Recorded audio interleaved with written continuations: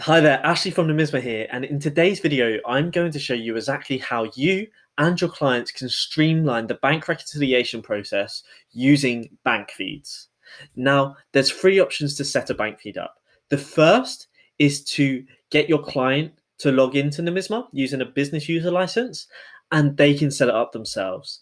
The second is for them to share your login credentials, and you set it up for them. But I would not recommend this because sharing your passwords is not safe and you could be held responsible for something that may go wrong. So I wouldn't recommend that.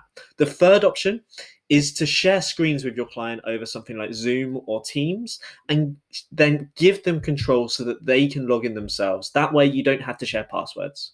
So those are the three options. I would recommend option 1 and option 3. Now, in the Numisma, to set it up, you have to come to the banking page on the left menu of a bookkeeping profile. When you're in banking, you can hover over New in the top right-hand corner and select Set Up New Bank Feed. By doing so, it will take us to our third-party partner called TrueLayer, who are FCA approved, and they connect to all of the different bank accounts and send the transactions back to Numisma.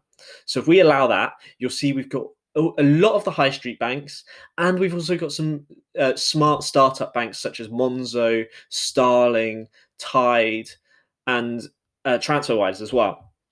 So then once you're on this page, you can select your bank account.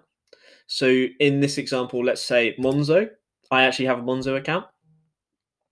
And then it prompts you to enter your details. So you enter your account number, your sort code, email address, and each bank has their own way of authorizing this. But on Monzo, you'll receive a push notification on your mobile phone, which you would then be able to approve, and it will then automatically approve it in Numisma, and the bank feed will be set up. Now, once the bank feed is set up, you can come to the bank account. I've already done this. You can come to the bank account where the feed has been connected to, and you can select unreconciled transactions.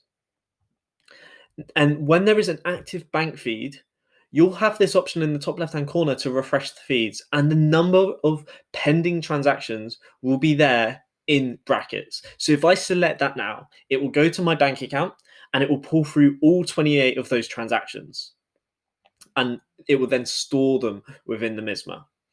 Now, that is the end-to-end bank feed setup process. There is one stage in between, but I can't show you because I would have to expose my confidential information, but it is fairly straightforward.